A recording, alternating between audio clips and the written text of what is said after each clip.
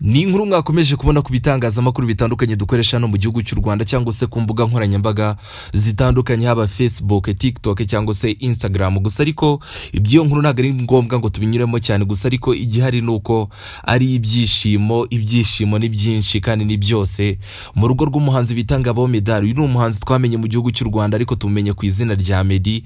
We n'umugore we kugeza muri aka kanya bari mu byishimo bikomeye cyane nyuma yo kwibaruka umwana wabo wa kabiri. Ni inkuru twamaze kubona, gusa ariko mu masaha y'ejo ku munsi washize mu masaha y'ikigoroba nibwo twaje kubona ingu bita Meddy anyuze ku rukuta rwe rwa Instagram, nibwo yashyize hanze ifoto imugaragaza ari kumwe n'umugore we afite inda nkuru. Gusa ariko ibi byatwaye isaha imwe gusa ahita ashyira hanze indi poste igaragaza yuko bamaze kwibaruka umwana wabo wa kabiri w'umuhungu. Gusa ariko mbere yuko twinjira muri iyi nkuru menye uti ese n'umwana bamwisaye mazina ese byari bimeze bite, se byagenze bite? Icyo ngusaba ni kimwe gusa no gukanda subscribe ubundi tukajya tubana buri munsi mu biganiro bitandukanye, kandi niba hari inkuru twakoze yagucitse wanyerukiramo ukagenda uzinyiramo. Ni inkuru nyinshi zagufasha kumenya byinshi bitandukanye hano muri entertainment mu gihugu cy'u Rwanda.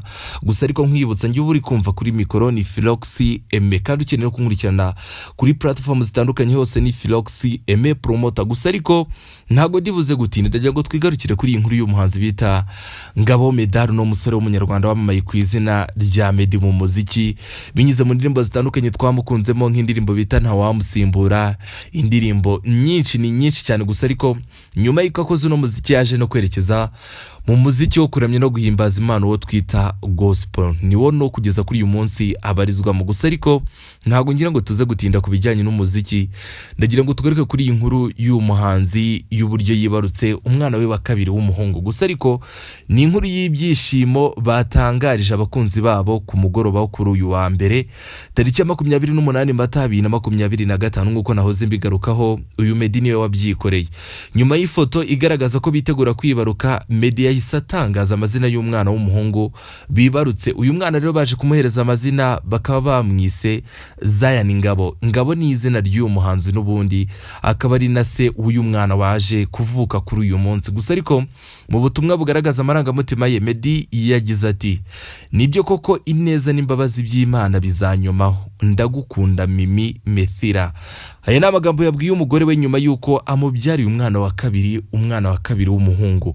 Gusa ariko murabyibuka muri 2022 ku itariki 22 Werurwe nibwo Meddy n'umugore we bita Mimi baje kwibaruka umwana wabo w'imfura w'umukobwa bise Meira Ngabo. Uyu mwana murabyibuka na amapost yagiye hanze ndetse byari ibyishimo nabwo bikomeye muri uriya muryango. Gusa ariko muri uyu mwaka kuri iyi tariki ya 28 Mata nibwo baje kwibaruka umwana wabo wa kabiri. Gusa ariko muri Gicurasi 2021 nibwo Ngabo Medard Jobert twamenye ku izina rya Meddy ndetse na Mimi Methira ukomoka mu gihugu cya Ethiopia barushinze nyuma y'igihe kinini bakundana. Zari inkuru twari tumaze igihe kinini dukurikirana cyane ndetse nabo ubwabo babitangaza, ndetse mbibutsa yuko uyu mukobwa yaje no kugaragara mu mashusho y'indirimbo y'umuhanzi bita Ntawamusimbura. Gusa ariko nyuma y'igihe kinini bakundanye ndetse n'urukundo rwabo rumaze kugera kure, muri Gicurasi 2021 nibwo baje gushinga urugo ndetse baza gukora ubukwe. Gusa ariko abo bombi ibirori by'ubukwe bwabo byabereye muri Dallas muri Leta Zunze Ubumwe za Amerika ku wa gatandatu ku itariki 22 Gicurasi 2021, byitabirwa na benshi mu byamamare mu Rwanda harimo nko bita King James ndetse harimo n'umuraperi wamamaye mu myaka yashize bita K8 Kavuyo, harimo n'umuhanzi bita Shafi. Uyu musore muramuzi cyane mu ndirimbo zitandukanye nk'indirimbo bita Bana ndetse no bita The Ben, umwe mu nshuti ye zikomeye babanye mu bihe bikomeye guturuka mu gihugu cy'u Rwanda kugera berekeje muri Amerika aho babanye ndetse baranigana ndetse baza gukomereza no mu muziki bafatanye no mu ndirimbo nyinshi zitandukanye. Gusa ariko ubwo bukwe bwari burimo n'ibindi byamare bitandukanye nk'uwo bita Adrien Misigaro. Uyu nguyu muramuzi ni umuhanzi urimba indirimbo zo kuramya no guhimbaza Imana, ndetse no bita Miss Grace Bahati n'abandi benshi batandukanye. Gusa ariko bibutse ko no muri ubwo bukwe uwo bita The Ben yaje no kuririmbira abageni. Gusa ariko urukundo rwa Meddy na Mimi rwatangiye kuvugwa mu itangazamakuru kuva muri Kanama 2017. Murabyuka mu mwaka wa 2017 nibwo twatangiye kumva inkuru ndetse dutangira no kuzikurikirana ku mbuga nkoranyambaga zitandukanye, twumva yuko Meddy ndetse n'umukobwa bita Mimi uturuka muri Ethiopia abangaba bari muri rukundo. Gusa ariko muri Kanama 2018 Mimi kwiyumanganya byaranze maze asuka hanze amarangamutima ye yifuriza isabukuru uyu muhanzi ndetse aza no guhishura yuko harimo n'ibijyanye n'urukundo. Gusa ariko icyo gihe yashyize kuri Instagram ifoto ari kumwe na Meddy, ayiherekeza amagambo y'ikinyarwanda amubwira ati mutima wanjye ndagukunda, arangije ashyiraho utumenyetso tw'umutima. Murabyibuka ino nkuru y'urukundo rwa Meddy ndetse n'uyu mukobwa bita Mimi ijya kumenyekana naho byaturutse mu mwaka wa 2018.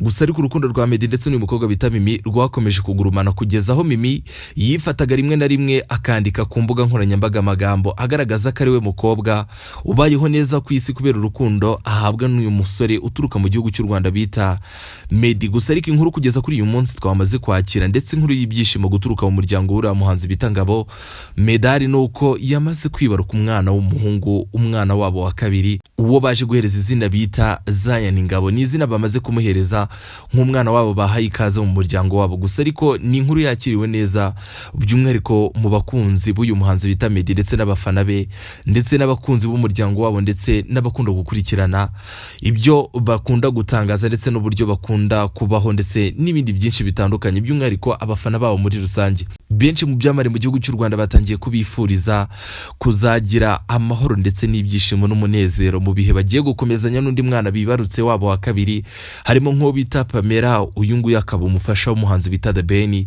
ndetse n'ibyamamare byinshi mu gihugu cy'u Rwanda byakirira nkuru neza ndetse banabagaragariza yuko babyishimiye cyane ndetse ari ibintu by'umunezero kuri bo. Gusa ariko icyo nakwibutsa kuri Meddy n'umwe mu basore bamenyekanye mu gihugu cy'u Rwanda binyuze mu njyana ya R&B, niko nabivuga, yamamara mu ndirimbo nyinshi zitandukanye. N'umwe mu basore bakoze ibitaramo bitazibagirana mu gihugu cy'u Rwanda mu gihe yaririmbaga icyo bita Sekira. Gusa ariko bidatinze nibwo twaje kumenya yuko uyu musore yamaze kuducira amarenga yuko ashaka kwinjira mu muziki wo kuramya no guhimbaza Imana. Uyu musore n'ubundi na mbere, gusa ariko no musore bita Ngabo Meddy na mbere n'umwe mu basore bacaga amarenga yuko isaha n'isaha yakerekeza muri uyu muziki wo kuramya no guhimbaza Imana. Murabyibuka mu ndirimbo zitandukanye yasohoye mu myaka yabanje nk'indirimbo bita Holy Spirit, iyi ni imwe mu ndirimbo zakunzwe cyane. Gusa ariko uyu musore yaje kubishyiraho umucyo nyuma yuko arushinze ndetse abanye n'uwo bita Mimi, aza gutangaza yuko yamaze kwiyegurira umuziki bita gospel. Ni indirimbo nyinshi zitandukanye twagiye tubona yagiye asohora, ndetse murabyibuka no mu minsi yashize yasohoye indirimbo bita Blessed, nimwe mu ndirimbo zakiriwe neza ndetse kugeza kuri uyu munsi nimwe mu ndirimbo zikunzwe cyane, ndetse benshi mu bakunda umuziki wo kuramya no guhimbaza Imana ni zimwe mu ndirimbo bizera cyane. Gusa ariko Meddy ntabwo twabura kuvuga ko ari umwe mu basore batanze itandukanye mu muziki nyarwanda ndetse banatanze akazi gakomeye. Gusa ariko ni umwe mu bahanzi banakurikiranwa cyane kuko n'inyarukiye kuri Instagram ye ni umwe mu bahanzi bakurikirwa n'abasaga miliyoni n'ibindi bihumbi birengaho. Gusa ariko inkuru ndagira ngo tugaruke kuri uyu munsi nuko Ngabo Meddy, uyu musore wamamaye mu muziki nyarwanda, umwe mu basore bafite izina rikomeye, umwe mu basore bafite abakunzi ndetse n'abafana benshi cyane haba mu gihugu cy'u Rwanda ndetse no hanze yacyo. Nkwibutsa yuko Meddy indirimbo ye bita Slow ni imwe mu ndirimbo zakoze amateka kugeza kuri uyu munsi. Ni zimwe mu ndirimbo muri East Africa zifatwa nk'indirimbo zifite izina rikomeye ndetse zanageze kure, kuko kugeza kuri uyu munsi niyo munyarwanda wenyine wabashije gukora indirimbo ikageza views miliyoni 100 ndetse ikanazirenza, kuko kugeza muri aka kanya imaze kugera muri views miliyoni 100 n'izindi. Meddy rero n'umwe mu bahanzi bakomeye ndetse benshi batatinyaga kuvuga yuko ari we king, ari we nawe uyoboye umuziki nyarwanda. Gusa ariko uyu musore ni inkuru y'ibyishimo kuri uyu munsi, ni inkuru y'umunezero mu muryango we ndetse n'umufasha we umutambukanye we bita Mimi, uno mukobwa uturuka muri Ethiopia, bamaze kwibaruka umwana wabo wa kabiri, umwana wabo w'umuhungu. Gusa ariko nkwibutsa yuko abangaba babyaranye umwana wabo w'imfura, umwana w'umukobwa, bakaba bamukurikije uyu mwana wabo wa kabiri w'umuhungu. Ni inkuru y'ibyishimo. Gusa ariko nawe uraza kumfasha duhurire muri komanteri umbwira uti ese we wabyakiriye ute? Ese no nkuru y'ibyishimo mu muryango uyu muhanzi bita Ngabo Meddy wabyakiriye ute? Ese nicyo wabifuriza muri urugendo rwo kurera ndetse banabanye nk'ababyeyi bafite inshingano zo kurera abana babiri? Turaza guhurira muri komanteri nawe umbwire ese wabyakiriye ute. Gusa ariko ku giti cyanjye ni inkuru nziza ndetse na bagenzi banjye baba mu itangazamakuru ni inkuru twakiriye neza cyane, nk'umwe mu bahanzi dufata nk'umwe mu bahanzi bakomeye ndetse benshi banafatiraho icyitegererezo ndetse benshi banareberaho bashaka kuzaba nkawe ndetse bashaka kuzagera ikirenge mu cye. Uno muhanzi bita Ngabo Meddy, uyu musore wamamaye mu gihugu cy'u Rwanda. Gusa ariko ndagushimiye twa turi kumwe muri aka kanya nk'ibisanzwe ni Philox Aime. Icyo ngusaba ni kimwe no gukanda subscribe ubundi tukajya tubana buri munsi mu nkuru zitandukanye. Urabizi inkuru ziryoheye amatwi n'ahandi uzisanga ni kuri Philox TV show. Gusa ariko ukeneye no kunkurikira kuri platform zitandukanye hose ni Philox Aime Promoter. Ndagushimiye cyane yo twari turi kumwe, ibigano nk'ibi nakagaruka cyane.